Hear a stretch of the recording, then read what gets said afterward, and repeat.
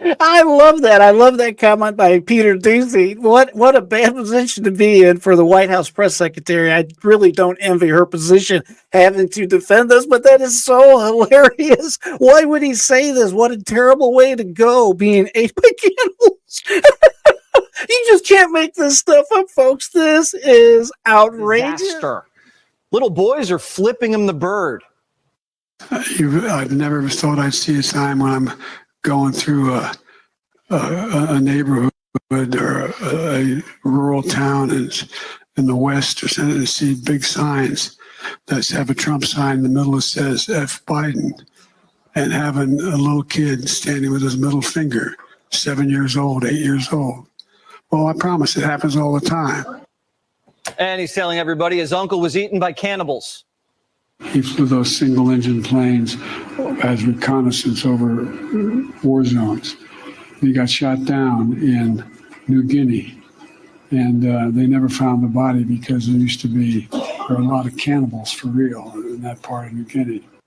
The Associated Press says Biden's off on details. Hello, my friends. J.R. Dukes with you. Appreciate you joining me. Welcome to all my free-minded friends. If you're new here, welcome to the channel. I have a delicious story for each and every one of you today. As you just heard, apparently President Joe Biden had an uncle in World War II that was ate by cannibals when his plane was shot down, apparently off of Papua New Guinea. Folks, I can't make this stuff up. It just doesn't get any better than this. It looks like the president's uncle went from fighting Nazis to becoming the main course on a buffet in Papua New Guinea. About his uncle getting eaten by cannibals.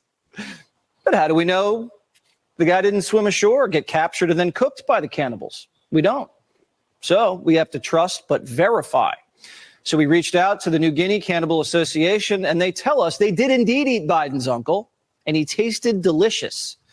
And then added, where's Hunter? Now, folks, I have to be perfectly honest with you here. I'm extremely skeptical of this story. Obviously, Joe Biden is known for telling a story or two here and there, but I'm going to be honest with you. Do you think President Biden is just kind of coming out with the story, making the story up as a way to spice up his family history? Uncle Sam, it's more like Uncle Snack. Who knew that World War II veterans could make such a delicious delicacy? Talk about a change in the menu. Bon appetit.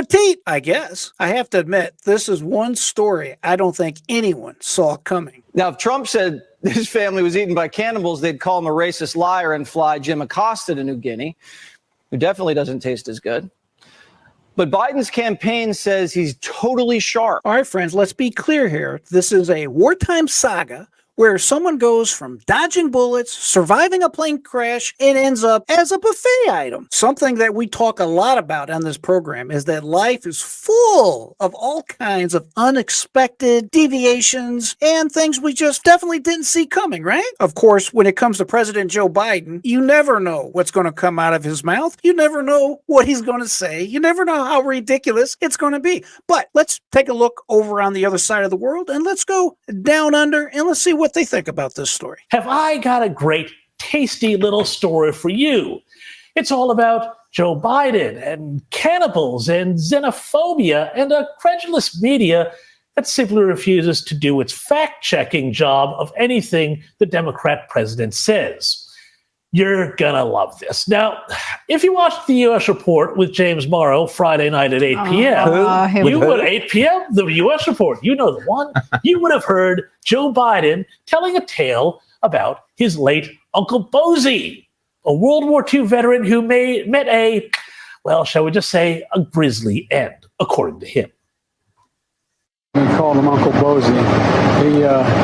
He was shot down. He was in the Army Air Corps before there was an Air Force. He flew single-engine planes, reconnaissance flights over New Guinea. He had volunteered because someone couldn't make it. He got shot down in an area where there were a lot of cannibals in New Guinea at the time. They never recovered his body, but the government went back when I went down there and they checked and found some parts of the plane. Oh my goodness, folks. Uncle Bozy, according to President Joe Biden, was ate by cannibals. Unbelievable. It's like some kind of sick B-rated Hollywood script. I mean, what's going on here? This is kind of like Indiana Jones meets the Addams Family. It's like Saving Private Ryan meets Survivor Cannibal Island style. To be honest with you, this whole story should give us all food for thought. Each one of you are thinking out there, is this for real? Is this story for real? Am I being for real? Folks, the reality is this is just drama served on a platter. And the like. I'm sorry, what? Cannibals now? Not surprisingly, this story has become a new feature of Biden's campaign speeches. In fact, he made similar remarks to this at least twice in the past 24 hours. Making Uncle Bozy and the Cannibals, sounds like a really good band there, putting it up there in the pantheon of bogus Biden stories like his often repeated story of the fake train conductor, or all the times he whipped up a tale about a small kitchen fire at his home in Wilmington to sound like something like the 1851 Great San Francisco Fire. Now, let's break this down here because there's a lot more going on than just the cannibal lie. Telling a story about your uncle being eaten by cannibals in Papua New Guinea, look, I'm going to say it right here. This sounds a bit like the sort of thing that might be called, if somebody else said it, xenophobia or even racism. I mean, those PNG folks, they'd be cannibals? What?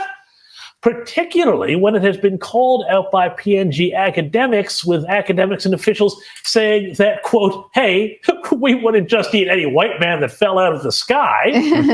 Great response there with a bit of humor from them. And even CNN now has called the claims false and misleading because apparently poor Uncle Bozy went missing over the Pacific Ocean, not over the supposedly cannibal-infested jungles of Papua New Guinea. And I'm sorry, also, we've got to take this further because could you imagine, just think about this, the reaction of the press of a certain Donald J. Trump had claimed that one of his families falsely had been eaten by the natives in PNG? I mean, the national conversation wouldn't hear the end of it. Anyway, you almost got to feel sorry now for poor White House spokeswoman Karine Jean-Pierre, who had to try and roll this particular Biden lie in glitter. Why is President Biden saying that his Uncle Bozy was eaten by cannibals? Look, I was there. I think you traveled with us too to Pennsylvania. I'm not sure if you were there at the memorial in Scranton. The president had a emotional and I think a symbolic moment. Oh, yes, it was an emotional moment, a symbolic reaction. We all do that, symbolic moments where we just go, yeah, that's when he was eaten by cannibals. But apparently, it is the press's fault, according to KJP, for asking the hard questions. Why is he saying that his uncle was eaten by cannibals? That is a bad way to go. He lost his life. It's not, look, I'm not, we should not make jokes about this. It's not. Wait. President Biden said that his uncle was eaten by cannibals. I mean, your last line, it's for a laugh. It's for a funny statement. And he takes this very seriously. His uncle, who served and protected this country, lost his life serving. And that should matter. As Joe himself might say, Uncle Bozy getting eaten by cannibals, not a joke. I love that. I love that comment by Peter Doocy. What a bad position to be in for the White House press secretary. I really don't envy her position having to defend this, but that is so hilarious. Why would he say this? What a terrible way to go, being ate by cannibals.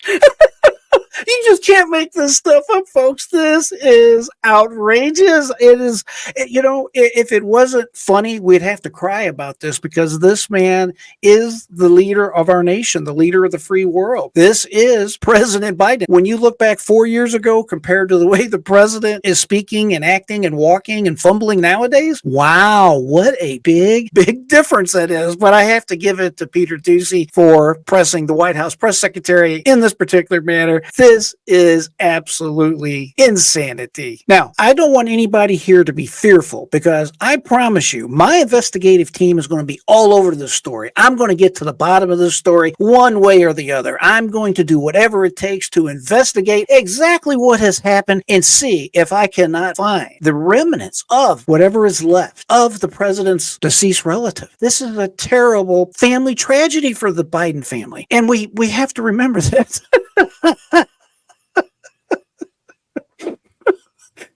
Folks, if you're still with me, please go ahead, hit the thumbs up button, subscribe to the channel. Please send this video to any of your indoctrinated family members or friends as it helps spreads the message of this channel. I do appreciate each and every one of you. I'm going to sign off today with a chuckle and a smile. I hope you enjoyed this video. I always say, keep that mind free and never give up. Until next time, my friends, I am J.R. Dukes.